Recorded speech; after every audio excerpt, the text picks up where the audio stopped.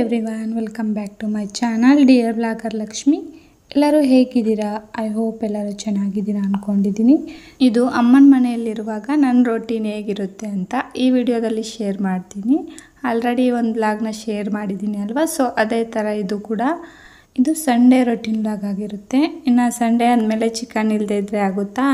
ಇನ್ನು ಅದು ಬೇರೆ ಊರಿಂದ ಅತ್ತೆ ಮತ್ತು ಚಿಕ್ಕಮ್ಮನ ಮಗಳು ನಮ್ಮ ತಂಗಿ ಬಂದಿದ್ದರು. ಸೊ ಅದರಿಂದ ಇನ್ನು ಬೆಳಗ್ಗೆನೆ ಚಿಕನ್ ತಂದು ಅಮ್ಮ ಚಿಕನ್ ಸಾಂಬಾರು, ಅನ್ನ ಮತ್ತು ಚಪಾತಿ ಇದೆಲ್ಲ ರೆಡಿ ಮಾಡಿದ್ರು ನನ್ನ ಎದ್ದೇಳುವಷ್ಟಿಗೆ.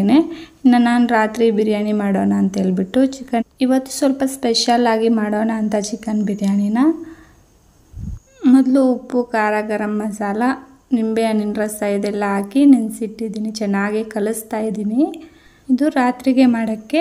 ಇನ್ನು ಇವಾಗೆ ಮ್ಯಾರಿನೇಟ್ ಮಾಡಿ ಎತ್ತಿಟ್ಕೊಂಡ್ರೆ ತುಂಬ ಚೆನ್ನಾಗಿರುತ್ತೆ ಅಂತ.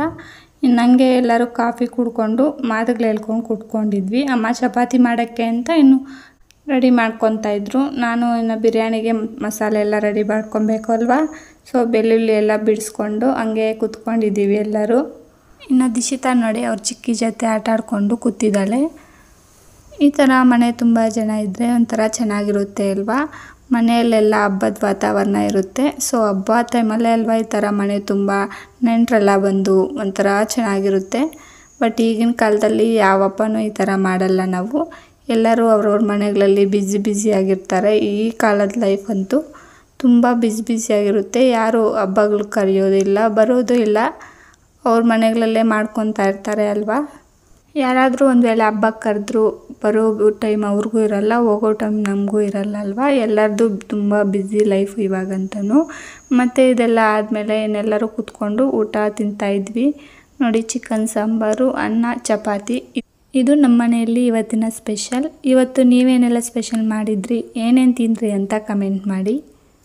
ಇವಾಗ ಎಲ್ಲರೂ ಒಟ್ಟಾಗಿ ಕೂತ್ಕೊಂಡು ಊಟ ಮಾಡ್ತಾಯಿದ್ವಿ. ಊಟ ಎಲ್ಲ ತಿಂದಾದ್ಮೇಲೆ ಎಲ್ಲರೂ ರೆಡಿಯಾಗಿ ಎಲ್ಲಾದರೂ ಆಚೆ ಹೋಗ್ಬಿಟ್ಟು ಬರೋಣ ಅಂತ. ಇನ್ನು ಇವರು ಊರಿಂದ ಬಂದಿದ್ರಲ್ವ, ಅವ್ರಿಗೂ ಎಲ್ಲಾದರೂ ಕರ್ಕೊಂಡು ಹೋಗಬೇಕು ಅಲ್ವಾ. ಸೊ ಅದರಿಂದ ಇವಾಗ ನಾವು ಬಂದಿದ್ದು ಬೇಟ್ರಾಯನಪುರದ ಹತ್ರ ಇರುವ phonics mall of Asia. So ಇದನ್ನು ಎಷ್ಟು ಜನ ನೋಡಿದ್ದೀರಾ? ನಾನು ತುಂಬ ದಿನದಿಂದ ಅನ್ಕೊತಾ ಇದ್ದೆ ಈ ಮಾಲ್ಗೆ ಹೋಗಬೇಕು ಅಂತ. ತುಂಬ ದೊಡ್ಡದಿದೆ, ಆಚೆಯಿಂದನೇ ನೋಡಿದ್ರೆ ಕಾಣಿಸುತ್ತೆ ಅಲ್ವಾ. ಸೊ ಅದರಿಂದ ತುಂಬ ದಿನದಿಂದ ನಾನು ಅನ್ಕೊತಾ ಇದ್ದೆ. ಇವತ್ತು ಇಷ್ಟು ದಿನಕ್ಕಾಯಿತು ನೋಡೋಕ್ಕೆ.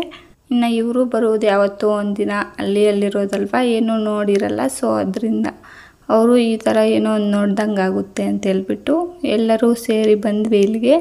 ನೋಡಿ ಇವಾಗ ಒಳಗಡೆ ಹೋಗ್ತಾ ಇದ್ದೀವಿ ನೋಡಿಕೊಂಡು. ಔಟ್ಸೈಡೇ ನೋಡ್ತಾ ಇರ್ಬೋದು ಎಷ್ಟೊಂದು ಚೆನ್ನಾಗಿದೆ ಅಂತ. ವಿಡಿಯೋನ ಎಲ್ಲೂ ಕೂಡ ಸ್ಕಿಪ್ ಮಾಡಿದೆ ನೋಡಿ, ನಿಮಗೆ ಪೂರ್ತಿ ವಿಡಿಯೋನ ತೋರಿಸ್ತೀನಿ. ಸೊ ಮಾಲ್ ಒಳಗಡೆ ಹೇಗಿದೆ ಏನು ಅಂತ ಹೇಳ್ಬಿಟ್ಟು ವಿಡಿಯೋ ಇಷ್ಟ ಆದರೆ ಒಂದು ಲೈಕ್ ಮಾಡಿರಿ.